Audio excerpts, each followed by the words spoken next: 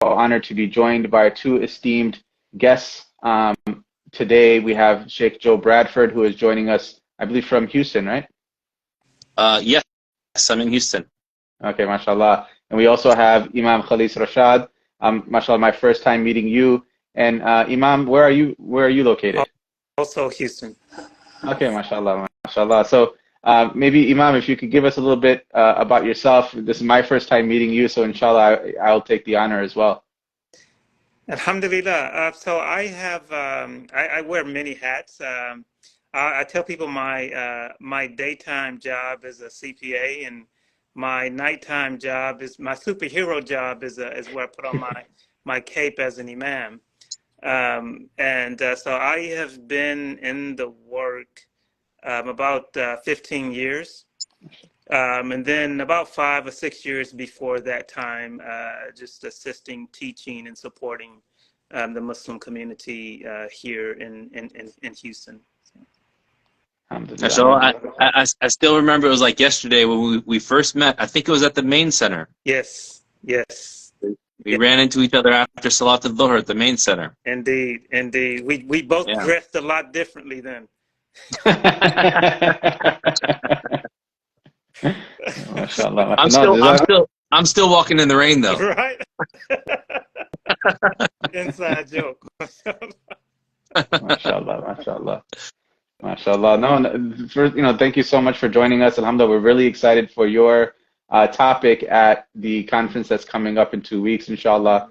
And so today's topic, we wanted to kind of give a little bit of a preview of the conference, and also just the different topics that have been coming to our table ever since we started the Nikah Masterclass. We talk about marriage, we talk about compatibility, we talk about divorce and the issues that our community is facing. As a divorce attorney, primarily, I see that in our Muslim community, that the in-law issue is a very, very big deal, right? It's causing a lot of havoc. I think there's this generational shift as, a communal society versus an individual society. How do we still honor our parents? People are being caught in the middle. So I thought I would start off, with asking the two of you, is this a new issue in our community? Is this something that we're facing in the last 100 years? Or is this a reoccurring issue that has happened in Islamic history as it relates to the dynamic between in-laws, or let's say mother-in-laws and daughter-in-laws, or other types of in-law relationships? So whoever would like to start first, inshallah. I'll yield to Sheikh Joe, since you asked about the historical issues. So in the Hanbali madhab, when it mentions in Bab al-Nikah the preferential characteristics of a woman that you're going to propose to for marriage, it mentions that she should have deen, that she should be there's a number of different things that have to do with deen and practice and all of that. And then one of the final ones says bila that she not have a mother who's alive. Subhanallah. So this is not a new issue at all. The interference has been run by in-laws for a very long time, and so when you read the explanations of that, they say it's simply because of the issues that can arise because of that, right? Not that if a woman has a righteous mother that person is somehow excluded, but that that anecdote is I think is indicative of the fact that this has been an issue that's been around for some time. And Imam, so when we're talking about in-law issues or boundary issues, can you give us a few examples of how this buds its head in our community and amongst Muslim marriages, and the problems that it can cause? Certainly. As you can imagine, I do my fair share of marriage counseling, and this issue comes up a lot. And I think there's certainly a cultural shift. Times are changing, generations are different. Sometimes when the cultures are the same and this sort of deep parental involvement or in-law sometimes they can become outlaws, right? This outlaw involvement in the marriage, but it ex it's exacerbated when two cultures, two people marry who are of different cultures. So what we see often is, let's say, someone from the South Asian community marries someone who's African American or who's a white convert, and um, oftentimes, generally in the, I think in the general American Western environment, we kind of like our space, right? Mom doesn't just come knocking on the door anytime she gets ready. And so there has been some strife about that. And so when you're marrying someone, especially across cultures, and maybe that person that you've married is not familiar with the with what may be culturally normal in your culturally normative practice, or maybe the person you married is not well settled in their Islamic identity. That can present a lot of challenges, especially if these things are not talked through in premarital counseling.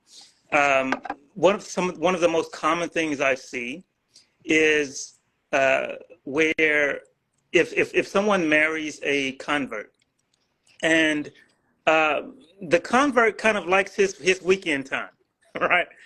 But if there's always parties and these huge family things, just weekend after weekend after weekend, that's just not something that we're just normally used to, right? It's like if we're working 8 to 5, 9 to 6, 5 days a week, an occasional weekend, a few, we sort of like it to ourselves. We want to kick up and watch ESPN and recuperate.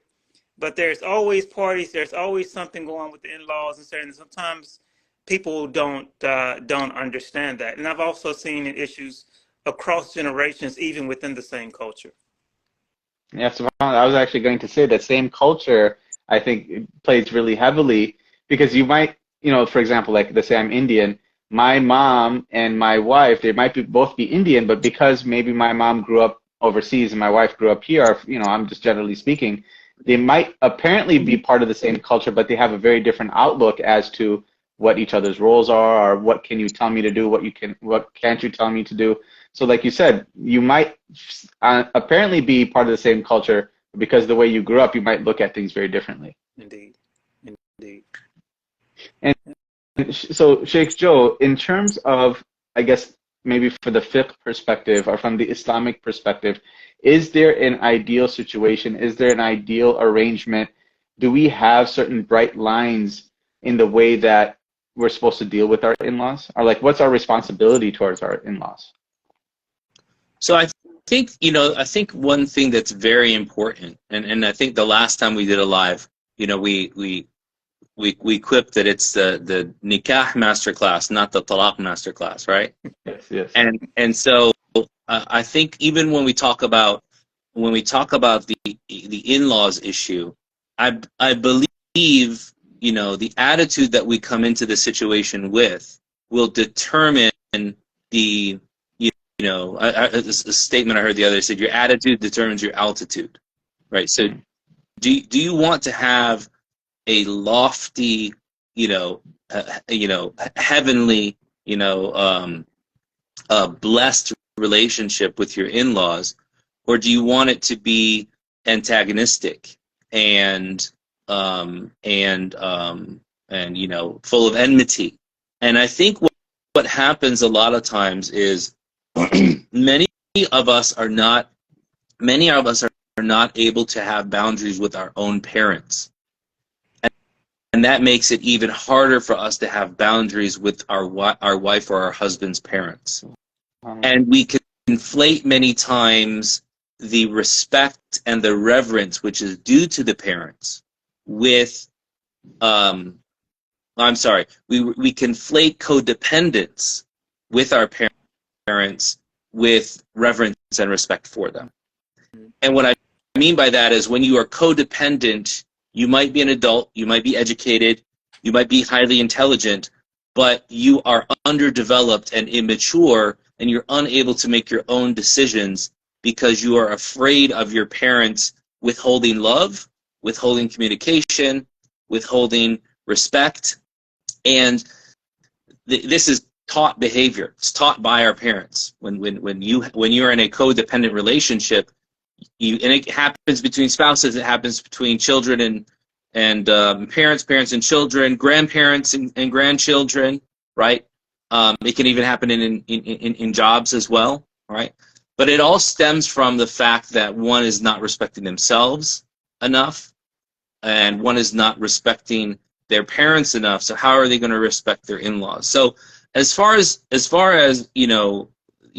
fiqh, and even Imam Khalis, he's well qualified to speak on this as well. It's not that there is a yay or nay vis-a-vis the in-laws as to not everything is here's the list of things that you must do for your in-laws. It's the same kind of general precepts that we have for our parents, right? That we are to love our parents, to respect our parents, for care for them when they're unable to care for them, right?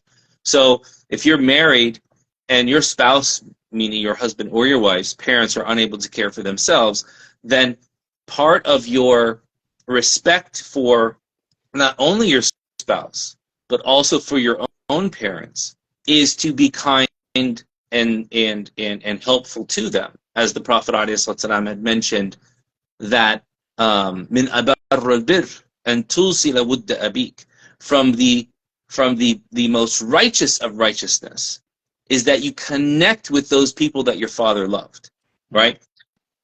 And so if you are going to, he also said on the opposite side of that, he said, alayhi salam, la yasubbanna ahadukum abahu aw walidayhi.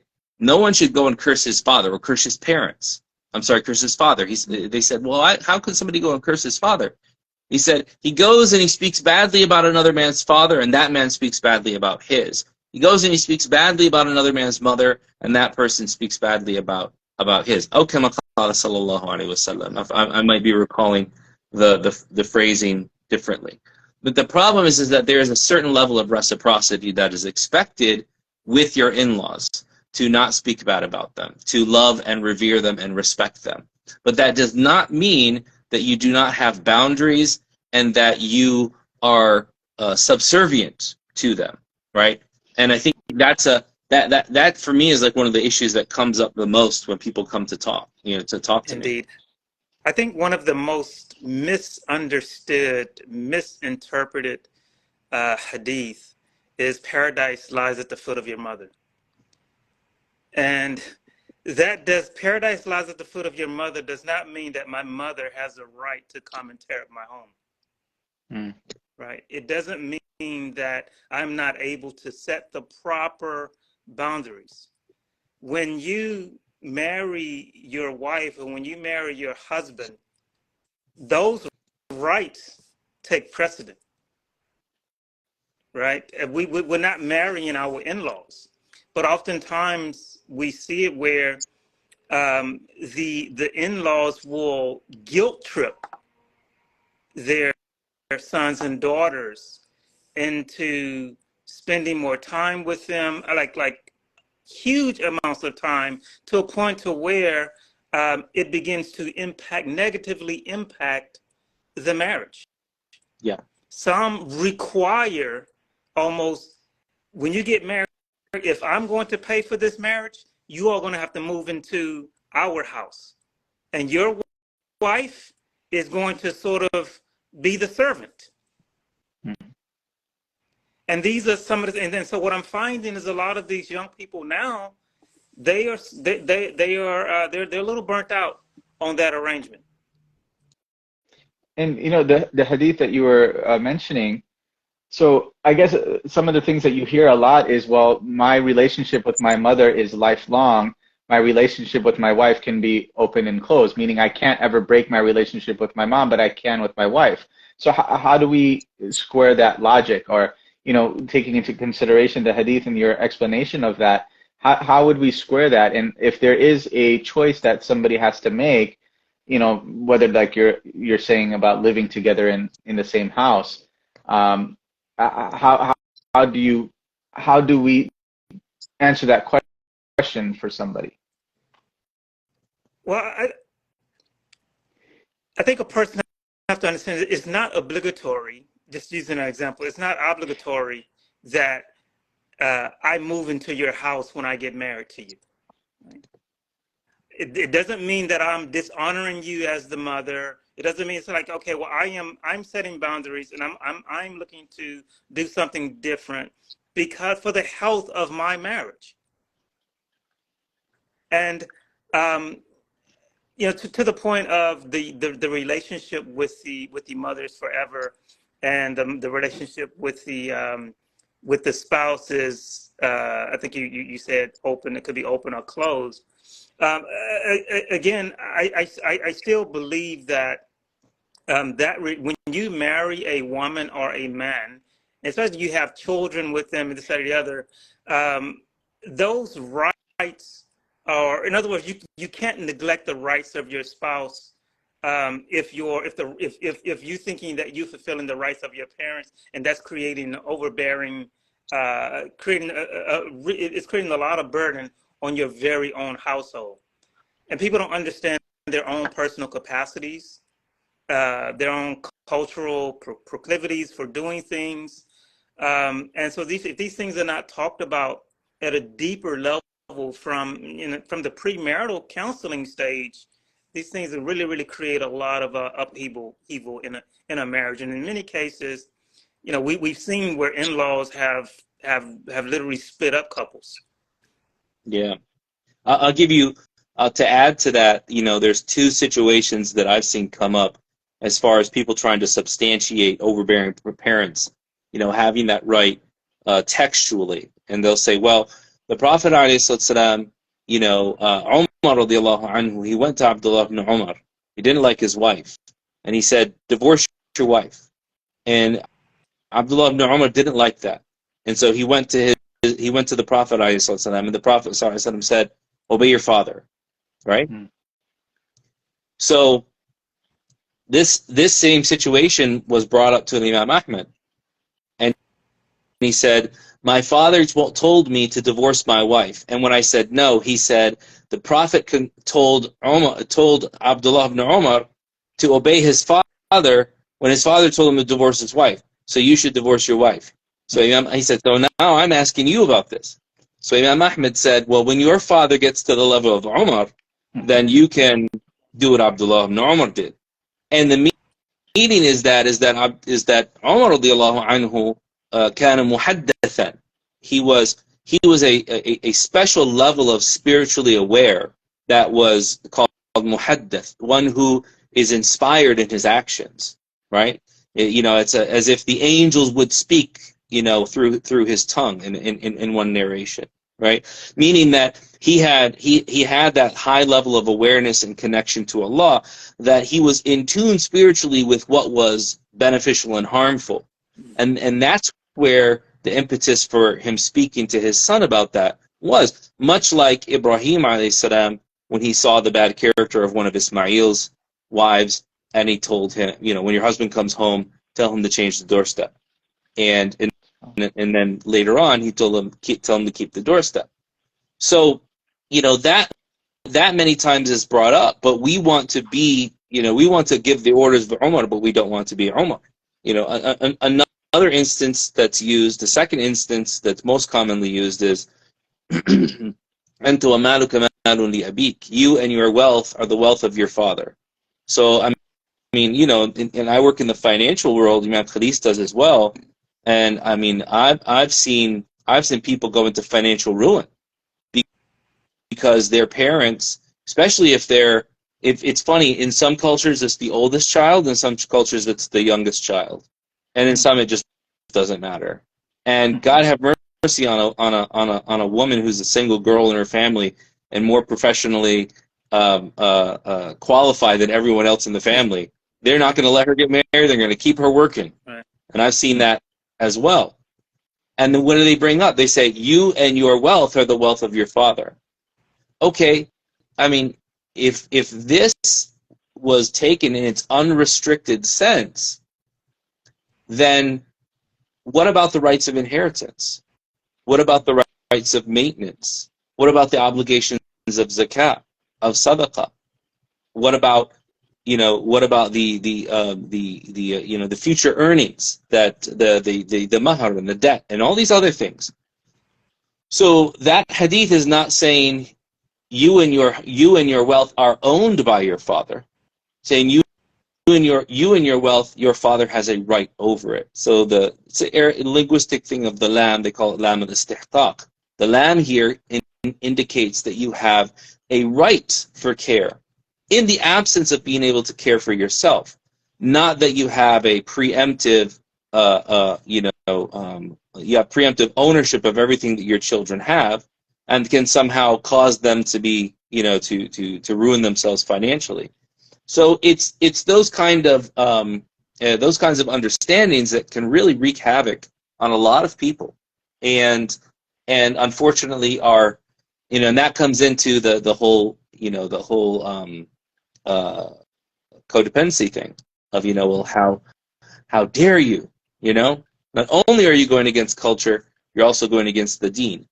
And the deen does not, order us, وَلَا تُلْقُوا بِأَيْدِيكُمْ إِلَى التَّهْلُكَةِ. Do not throw yourselves by your own hands into destruction. So there has to be balance in all of these things. We're not saying deny parents their rights, but we also can't live lives where we are in our 30s and 40s and we are married more to our parents than we are to our own spouses. And every marriage that I've seen like that has failed. Yep. Or one or both of the people are living with severe depression. Allah protect us. I mean, The cultural, so kind of this balance, we're talking about the fiqh balance, but there's also, I've heard this cultural implication as well, that yes, Islam is the core. If culture doesn't, cause problems with the Islamic core ideals, then culture should be followed as well. So if a particular culture requires that you take in the eldest son, for example, takes in their parents, or if they have nowhere else to go, that they're supposed to provide for them financially, they're supposed to have them live with them, they're supposed to do their mashwara and get their, get advice from them, and they have the final say.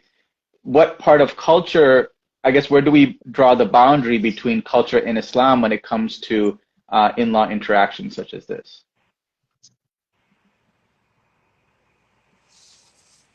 I'll let Sheikh Joe answer that. I mean, anything that anything that is cultural is bounced off of two main principles. Okay, and I'll give you a far off example to make it clearer. Somebody comes and says, it's our custom and our culture that when Ramadan comes around, what do we say? What do we say? Ramadan Mubarak. Ramadan Mubarak! Oh. And people will come and say, that's not in the Sunnah. You can't say that on one end. And on the other end, they'll come and say, no, it's our custom, it's fine, right? And both of these substantiations are incorrect, right? So customs are acceptable, but customs are acceptable when they don't contravene a clear text of the Quran and the Sunnah, and two, they bring about some benefit for people and they don't cause harm. So, if somebody comes and says, Happy St. Patty's Day, I'm going to say, don't say that. They're going to say it's our custom. Say, okay, but everything associated with that custom is debauchery and drinking and everything else, right? So, and it's I think it's a very American thing too. I don't think it's done anywhere else in the world, right? We have the lock on consumerist, holidays, but it encourages bad behavior, which is obviously impermissible, right? And it doesn't bring about a greater good, right? So if something is customary, then it can't go against a clear-cut evidence from the Sharia, and it has to bring about a good, either absolute or predominant. So when I say Ramadan Mubarak, there is nothing that says that I can't say that in the Quran and the Sunnah. In fact, it says, وَذَكِّرْهُمْ بِأَيَّامِ اللَّهِ, remind them of the days of Allah, and so on and so forth. And I have this feeling of happiness that Ramadan has come, and the Prophet ﷺ in other texts had said, Atakum, Shahr Ramadan, right? The month of Ramadan has come, the gates of heaven are open. So there is this idea of welcoming the month, right? So that custom is a custom that fits into the framework of Islam.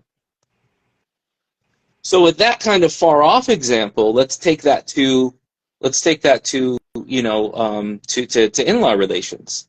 Well, it's our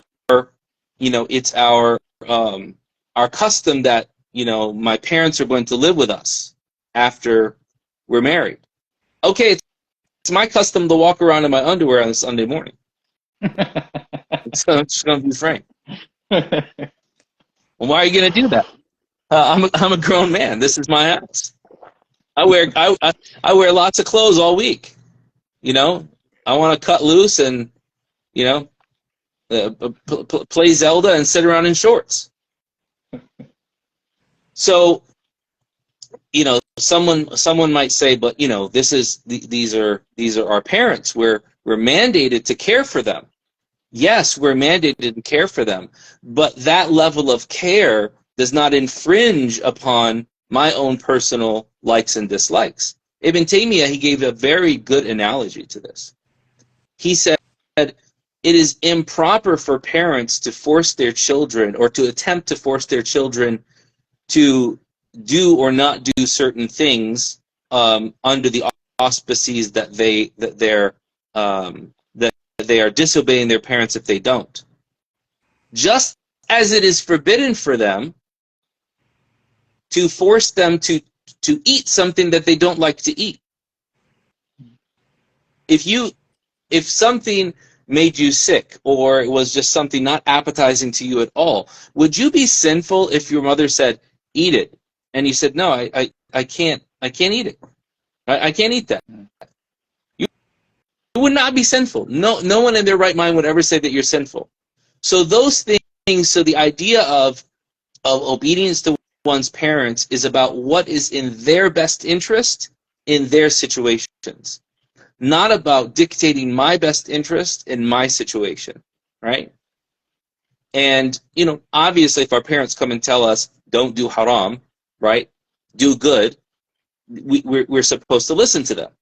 Just as anybody who comes and tells us to do that, we should listen to them.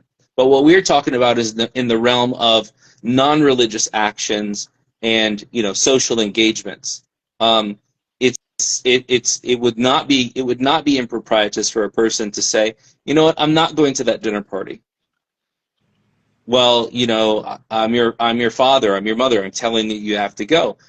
I respect you in your wishes for me to go, but I'm not going to be there. Well, why is that? You're disobeying your parents.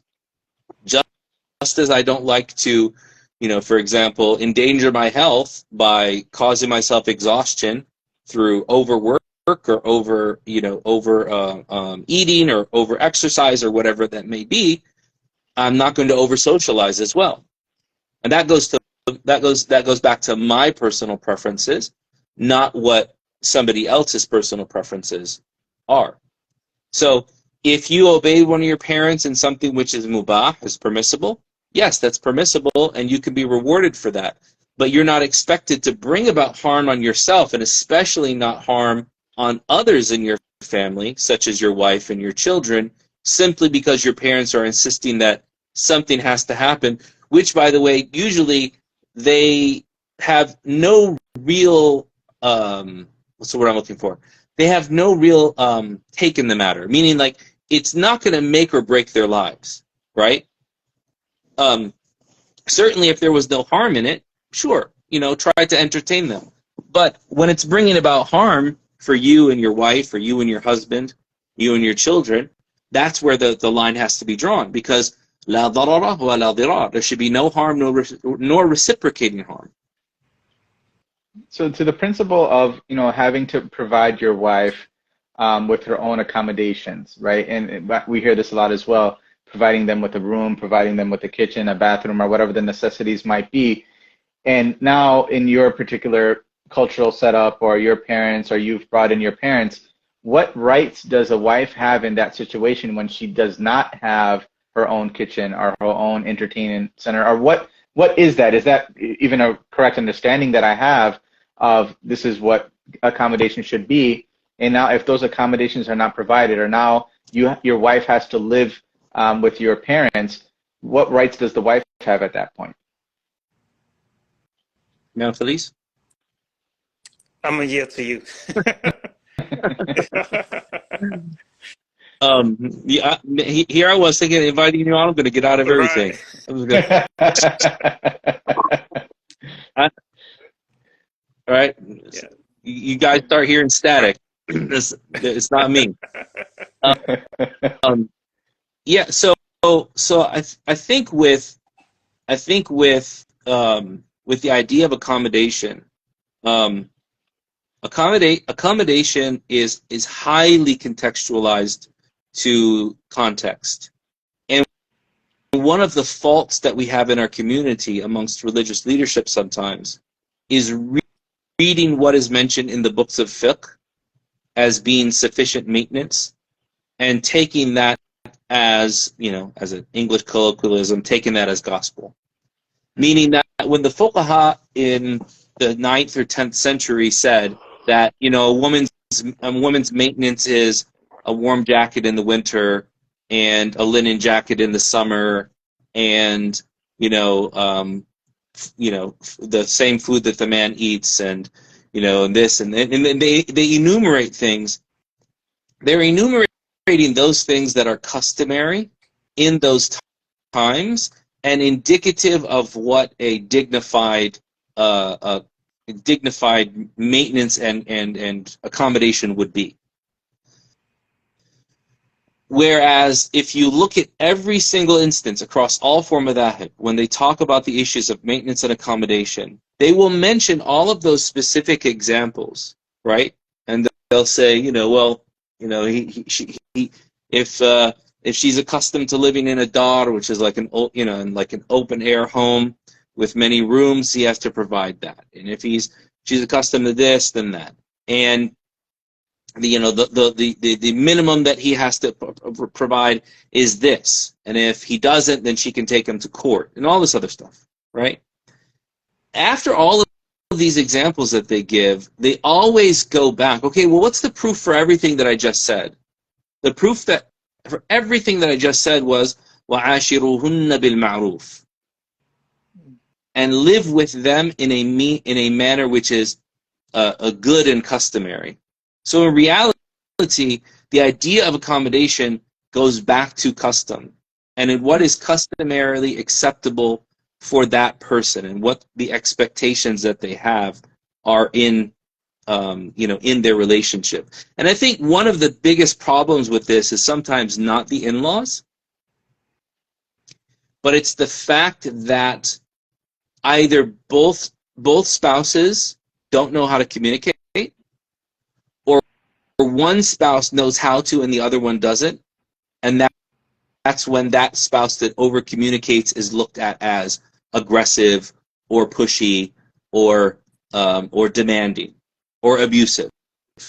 All of these colorful adjectives that are used, when in reality they might be very comfortable, given their background, to express their needs and their expectations, and the other person may not be. And it can be even worse when both sides don't know how to express themselves properly, and then we see, well, the in-laws keep demanding things. The in-laws might be the catalyst, but you can't bring flame around gasoline. If somebody's pouring gasoline all over you, you just don't go and run up to the guy smoking a cigarette, right? Or playing with matches. So I think it's very important for us as individuals as well to be honest with ourselves and say to ourselves, do I know how to communicate? Do I know know how to express my expectations? Do I know how to get my partner to reciprocate or mirror what I'm saying? Because a lot of times, if you have somebody who's raised in a household that never communicated, you can communicate till you're blue in the face. They are a stone wall. They will never accept it from you because that's so out of the norm for what is correct or proper, right? Or acceptable, that you will be painted as the one who is, she's so pushy and aggressive, or he's verbally abusive. And when you dig down on it, a lot of times it's not that at all. It's the person has a sense of exasperation and exhaustion from being told you are religiously sinful, right? And you're causing your husband to sin, or your wife to sin, and you are belligerent in the way that you communicate, and it's really none of that at all. It's just these things kind of pile up. So I'll be right and you guys continue. Sure. I'm going to grab a cup of water. Yes. So Imam, I guess my question was, so is it really an excuse for someone to say that I need my own house, I need my own kitchen, I need my own bedroom? Is that a reason, or how should a husband respond to that request from their wife?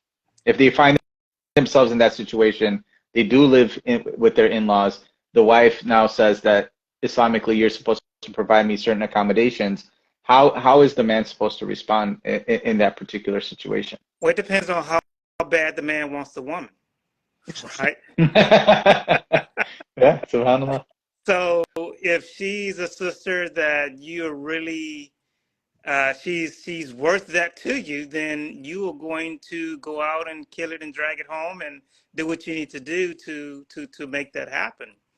And I think that's just a straightforward answer.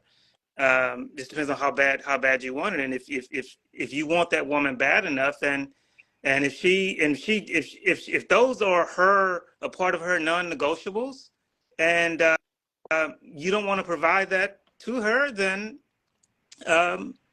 she won't marry you, right? Maybe she will, but hopefully, if her standards remain too high, and no man wants to meet those standards, then I think eventually she will end up coming down on those standards.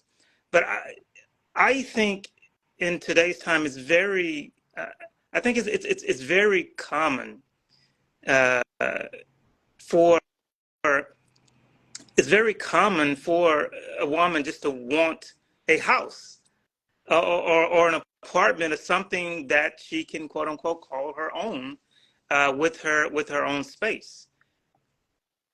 Absolutely. I mean, I always tell my friends, like, I know it might be easier said than done, but it might be better to have two apartments next door, two townhouses next door to each other, rather than one big old mansion that everybody lives in, Yeah. right? And I think, like you said, I think just the way that we've grown up, our perceptions, our idea of independence, all these things, makes it very, very difficult, I think, for in-laws to live together. And so I kind of have a blanket Yeah. blanket advice to say, avoid it if you can. Obviously, there's going to be exceptions. Somebody's passed away, or there are extreme circumstances. But I think the general rule is, if you can avoid it, I think especially nowadays, I think that makes more sense. In my premarital counseling sessions, I usually recommend the couples to get a personality assessment. That's one of the many assessments that I require. Sheikh Joe spoke about the need for knowing one's own personality. If you need a lot of downtime to recuperate. So if you're a person that's more naturally introverted, you sort of need your space.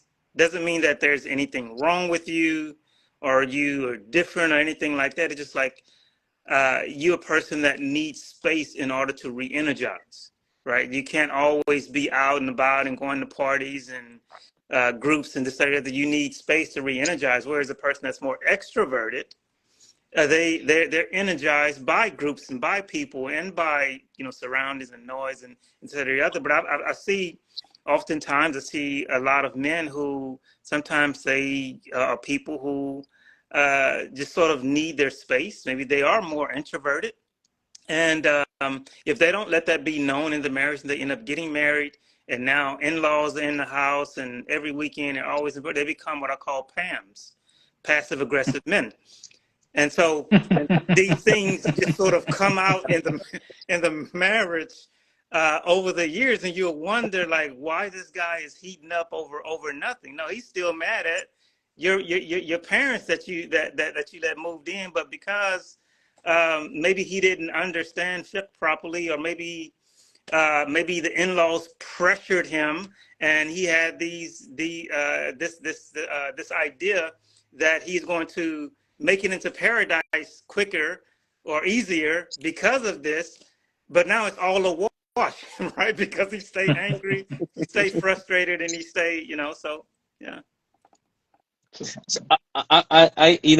it's interesting that you mentioned that, because I think one thing that we fail to realize, and just listen to both of you talk about, your experiences with people like that. I think that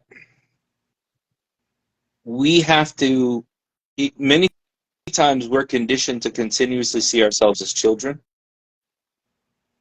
when we will always be sons and daughters, but we cannot be children forever. This is something I've told my own children. This is something that I feel that I have a relationship with my parents.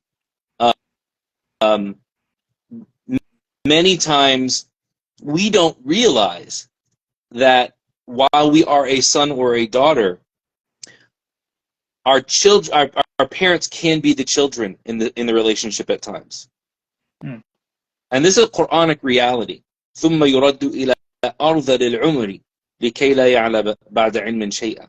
Then they will be returned to the most frail of ages, to not know anything after having known much, right?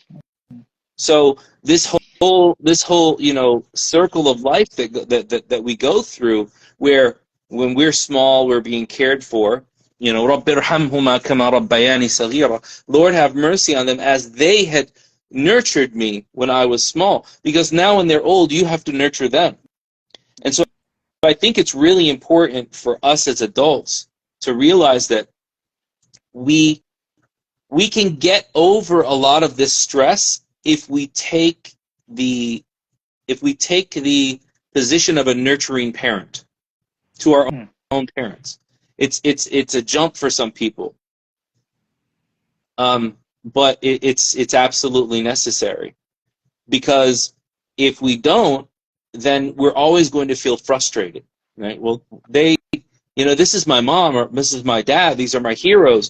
Why aren't they just doing things that they know are good for me and for them? Well, it's kind of because they're probably thinking like 4-year-olds. And they don't have to be in their 80s or 90s or 100s to do that. That can start, just the fact that you have children that are moving out of the house, you start getting empty nests syndrome. And that's traumatic. That's traumatic for the parents, definitely. Yeah. Yeah.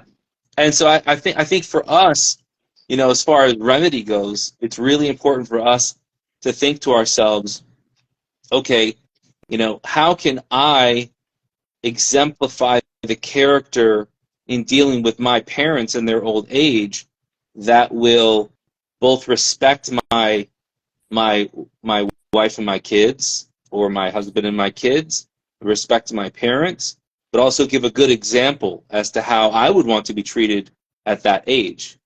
And so I think one thing that we don't do enough of is communication and recognition. We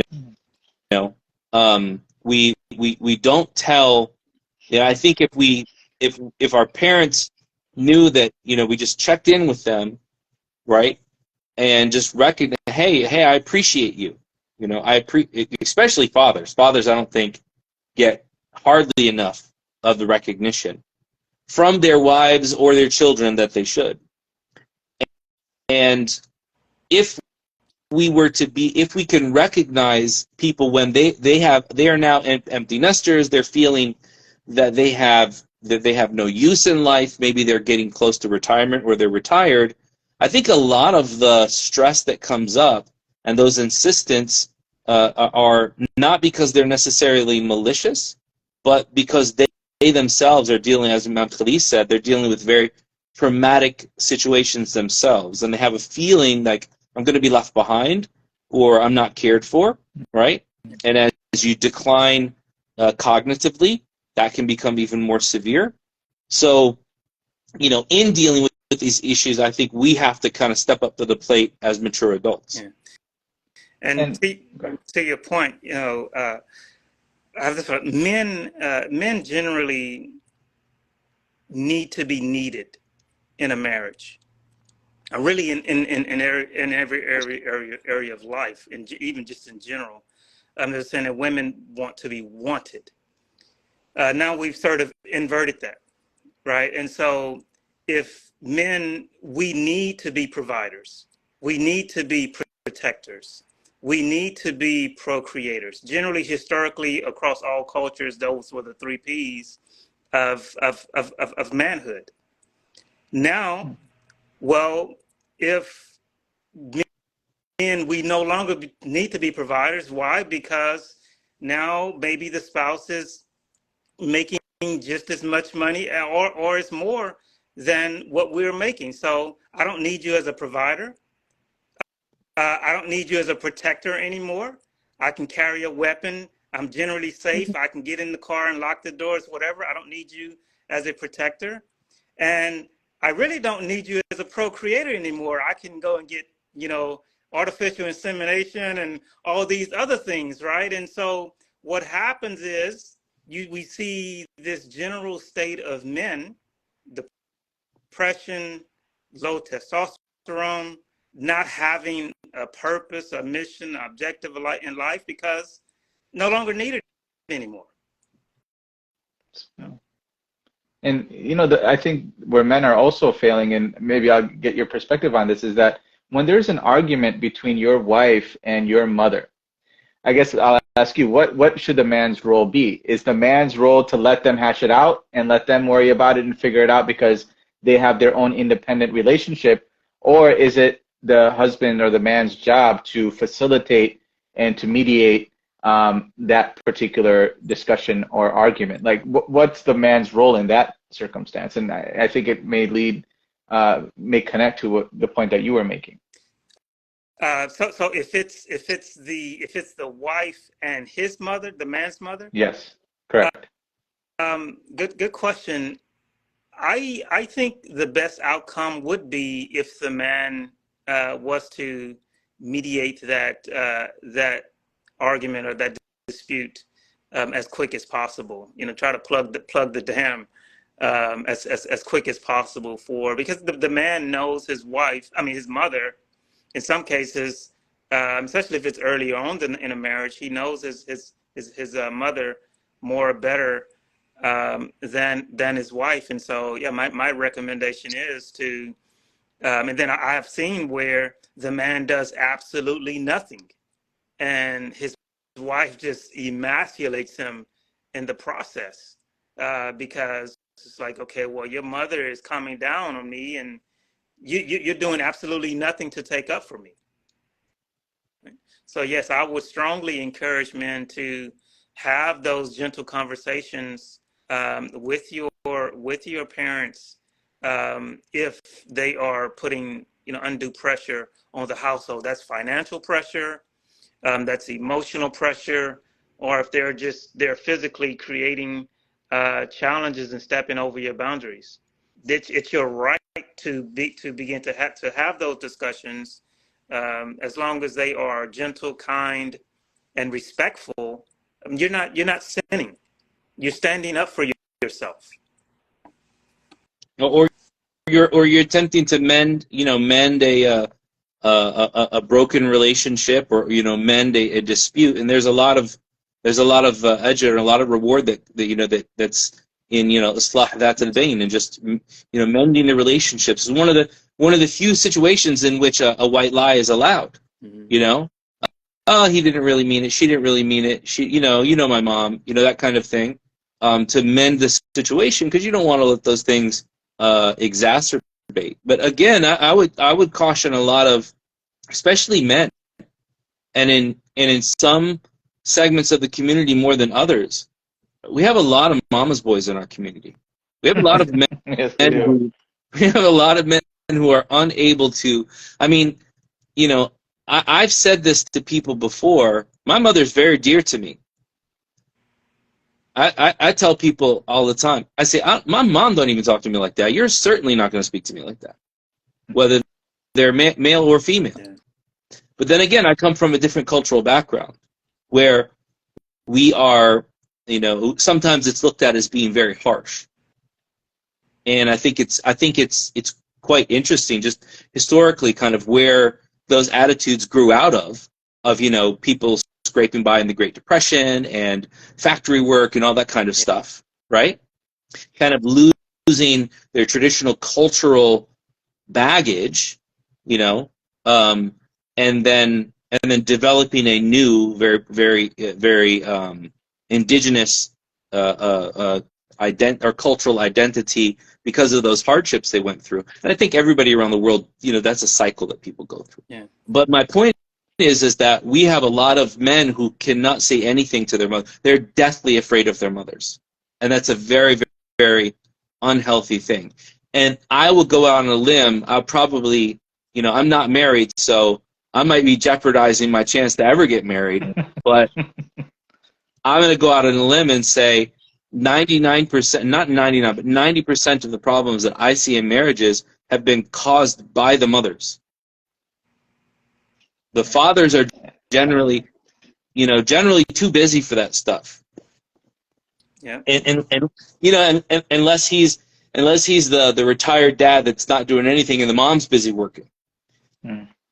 But many times, you have to be able to say to your parents that, this is not healthy. And I think you also have to be able to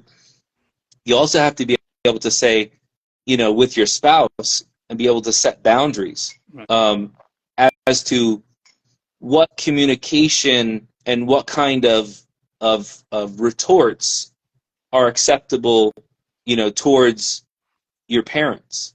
Sometimes it's not your place to say certain things to my parents,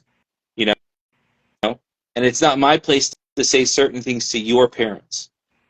But when we represent ourselves to our in-laws, right, whether my in-laws or your in-laws, then we have to do so as a team. I think what happens is a lot of times, and I think I said this earlier, people are more married to their parents than they are to their spouse.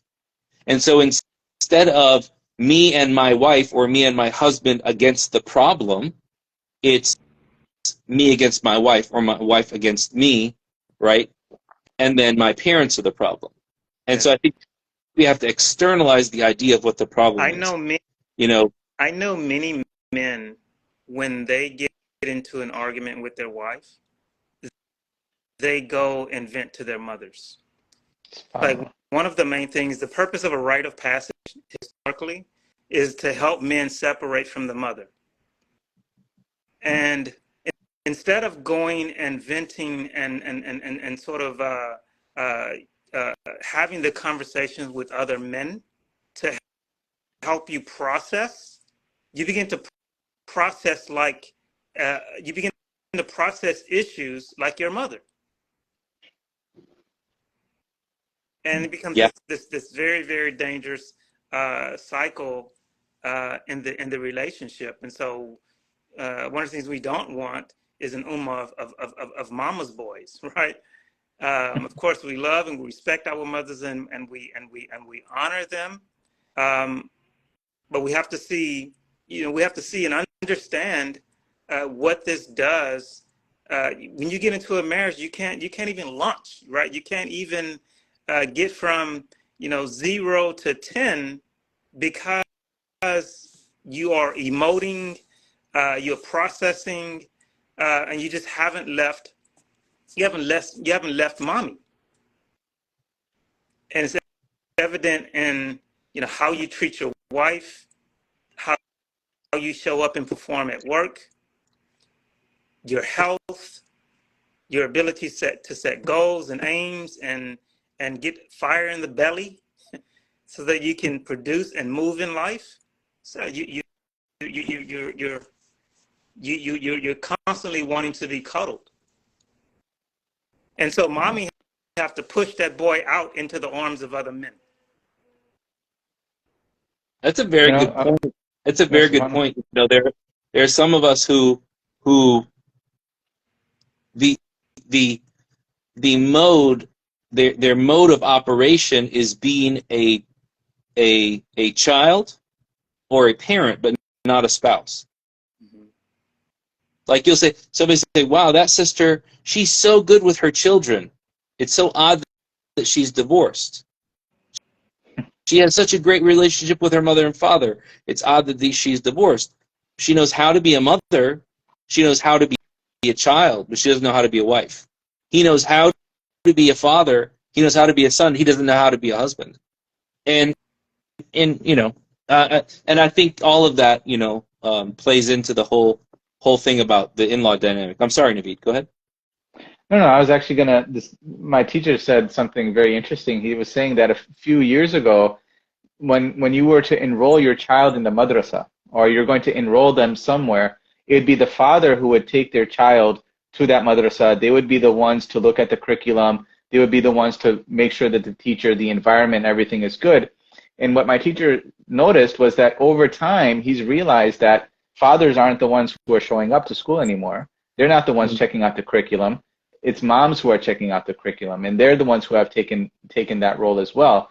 And so going back to my initial question about what is the man's role in the relationship between mother and wife, I think that, as we've alluded to, that they need to have a bigger role, right? That bigger role in not only their marriages, but I think it starts from, parent and child.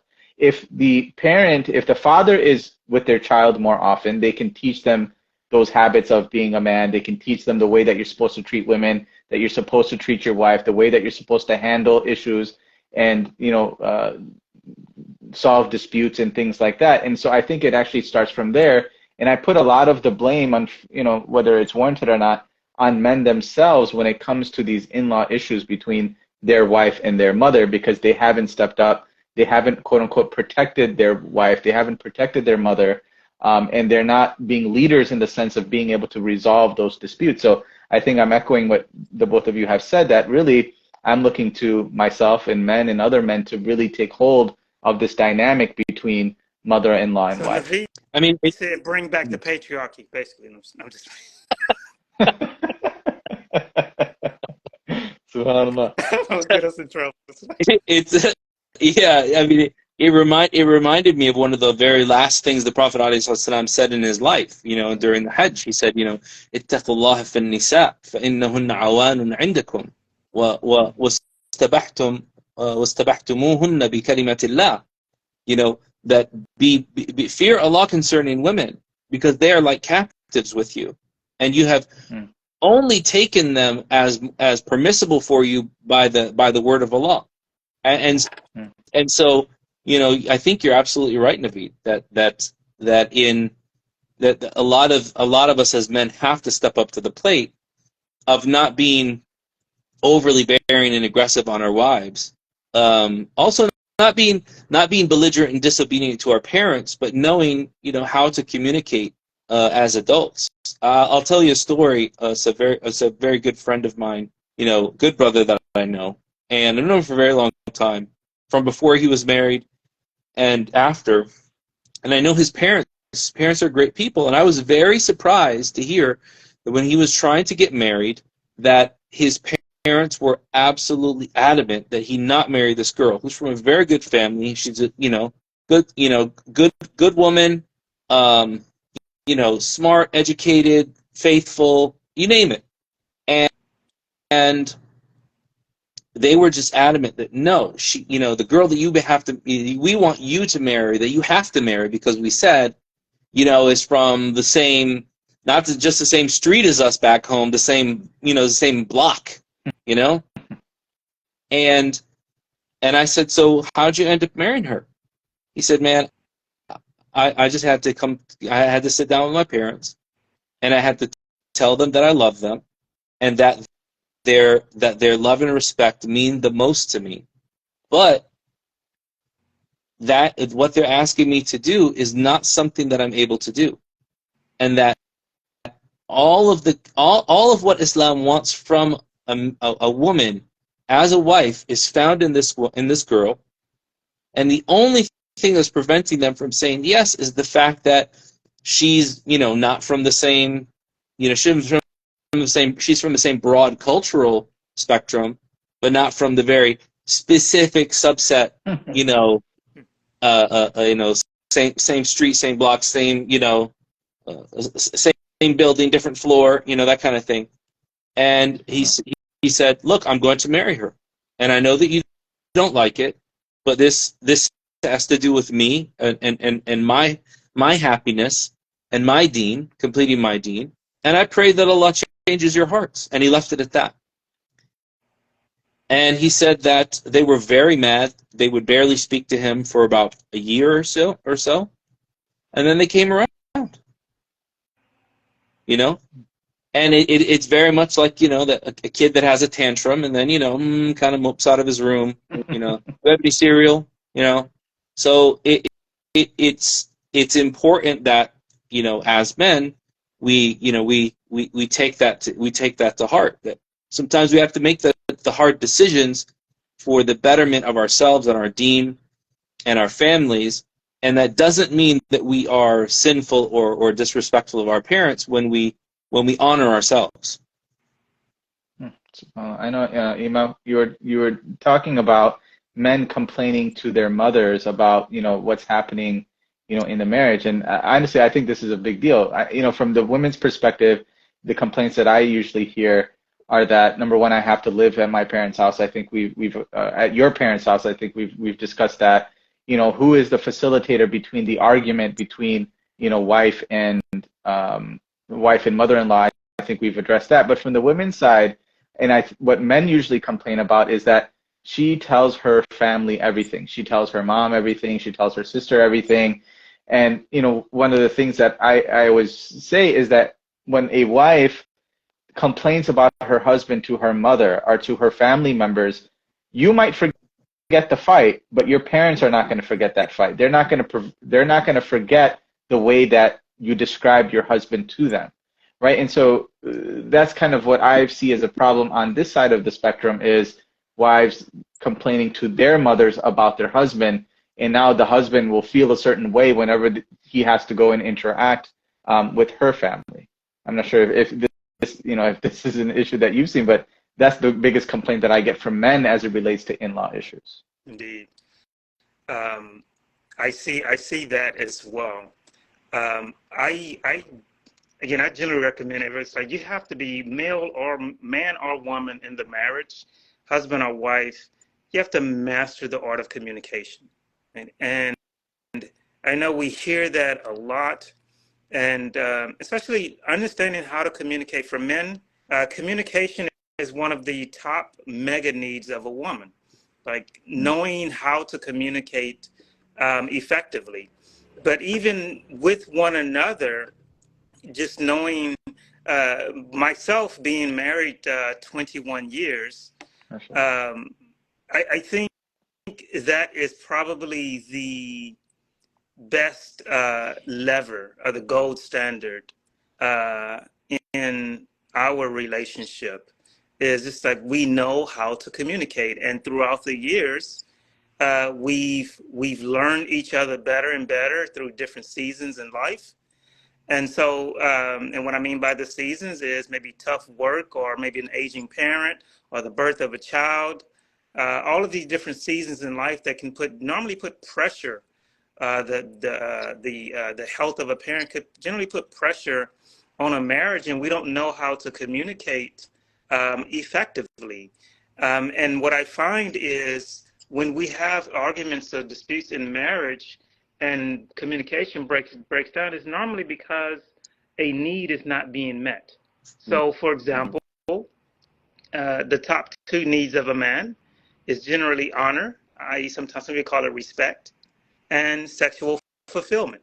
And what I find is when a lot of men get moody uh, in their these two things, or these two, one of these needs are not met, and there are other needs, top needs of men as well: domestic support, recreational companionship. And if these needs are not generally met, men can kind of go into deep, dark places, and it just comes out. Likewise, for women, if their needs are not met, adoration. This is being, generally speaking, women want to be adored, and they want to be adored without it leading to anything like sexual fulfillment or anything like that, but just adored. They like gentle communication, security, and so when arguments and things come up in a marriage, try to, okay, well, maybe her need of security is not being met. Maybe she doesn't feel adored right now, right? Maybe, my work is my ilah, right? I'm putting in 60, 70 hours a week at work. I put all of my energy, my effort there. I come home, I don't have time to adore my wife. I don't have time to rub her feet and have good communication with her and be gentle and kind and listen to her. The way I get my way is I argue, I dispute, and then she takes that to her parents. And so now you got to deal with all of that stuff there. And so, but just to have that as a boundary, like when we get into an argument, what are the rules here? And perhaps one of those rules is you're not going to run and take that to your parents. And I don't know, it's like maybe I come from, I think part of it because of a different culture generally than the majority Muslim population, but also probably a different generation. I can't think of one time my wife and I have gotten into an argument where she's went and told her parents about it. And likewise for me. Well, he never. It's like I just scratch my head at something like that. Now I do have, but men don't have friends anymore. Yeah, yeah. So, but I do have friends that I bounce issues off of. So. Well, subhanAllah, I mean, we've been, going at it for about an hour. So as we wrap up, I know one of the issues, no, mashallah, subhanAllah, one of the issues I think we've identified really is, be it communication, be it boundaries, be it, men stepping up. So, I mean, are there any resources that either of you could recommend when it comes to learning more about this issue or communication or making our communication stronger? I know I have a few books, but I would love to hear if either of you have any recommendations. I think for communication, and it works for both spouses as well as for parents, there's a good book called Getting the Love That You Want. Because a lot of the subservience that we have to parents in these issues are because we feel that we are still trying to get love out of them that we expected but we didn't get, or that we're made to feel that unless we perform for them, they won't love us. So Getting the Love You Want, I think, teaches kind of how to understand when you're fulfilled, what's fulfilling to you, and then how other people in your life fit into that. And I think that that's really good. Somebody in the comments mentioned Nedra Tawwab's book, Set Boundaries, Find Peace, which I haven't read, but a family member of mine has read and said that it was really good. And that's all I got for that, And I just got to work on getting some in-laws now. That's the only thing.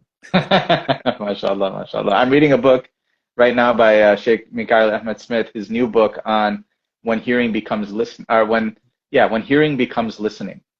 And subhanAllah, I'm still have to finish the last section, but I think that really has helped me when it comes to communication, how so much of communication is really listening, and not only listening to the message, but to the meta messages and, what is the background surrounding why this person is trying to communicate with you. What are they actually trying to ask from you? And kind of getting the hidden aspect of it. And really comes from, again, I think from listening. And he talks about the noise that can come in between you being able to listen to your wife or being able to listen to your husband when they talk about in-law problems or when they talk about marriage problems. So I found that to be a really helpful book so far, alhamdulillah. And mashallah, it just came out very recently. Two books that I generally recommend. I generally recommend a lot of books, but two very old school books that I generally recommend is one called His Needs, Her Needs, which is, I just talked about the mega needs of men and women. I found that is generally a good book, one that I recommend, pretty common, His Needs, Her Needs. And I think that book was written probably in the 70s. There's another book called The Divorce Remedy, right? Mm. And so I think one of the reasons, not the only, but one of the reasons why, alhamdulillah, I think I've had a good marriage for as long as I have is because I've had the fortunate or unfortunate opportunity of peering into the marriages of so many Muslims, hundreds over the years, and I do what I call a regret minimization analysis, right? Mm. So it's like you see all of these issues, how do you backtrack that and minimize or mitigate those potential issues within your own marriage, right? And I think The Divorce Remedy, that book there is another old school book, is a way of seeing that as well, and divorce proof in your marriage. See, I think I have the opposite problem. That's something that deserves a session in and of itself, you man. Yeah. MashaAllah. What was it called? Regret minimization? Analysis. Regret minimization analysis. RMA. I'm sorry, yeah, RMA. Okay. Regret minimization analysis. That's fascinating. No, mashallah. But the thing is, I think I have the opposite problem. When I'm a divorce attorney, so I have hundreds of cases going. Right now, I have 180 divorce cases at a time. And so when I'm looking into marriages, the way I look at it is, oh, I'm not doing that. I'm okay. At least I'm not doing that. So I think I'm going to have to, inshallah, adopt your RMA procedure, inshallah. And Shuyukh, mashallah, jazakallah khair for joining. Anything else that you think that we've missed as it relates to in-laws and in-law boundaries and how men and women can, strengthen our marriages? Again, this is, like you said, we're trying to save marriages. We're not trying to talk about divorce necessarily, but what can we do to strengthen our marriages and make sure that this relationship between in-laws doesn't cause a rift between our spouses? I'll leave off with two thoughts and then ask Imam Khalis to close.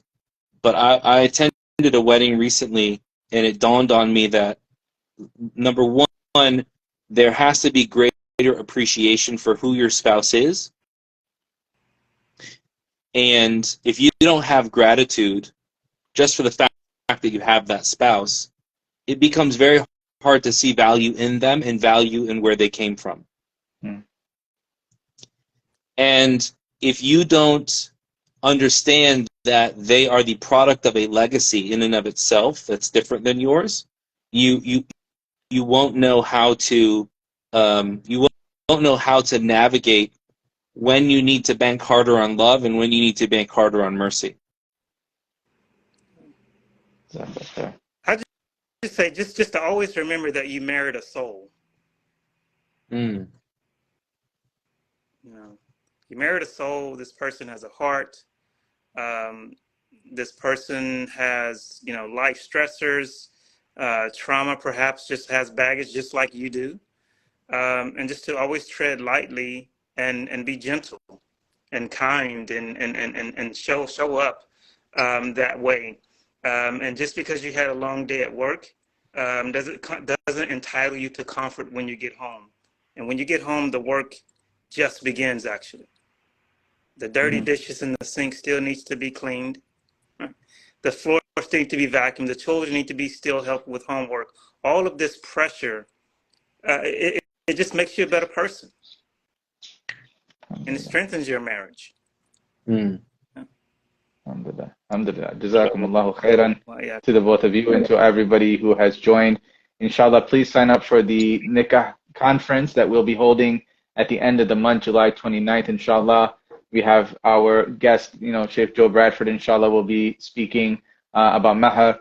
We have Imam Khalis who will be talking about, I believe, sexual intimacy in the relationship. So that we're going to have really great topics, inshallah. We're going to dive into many of the issues that are plaguing our community. And, it's going to be a deeper dive into the topics that we cover in the Nikah Masterclass. So check out the Nikah Masterclass. Sign up for the conference, inshallah.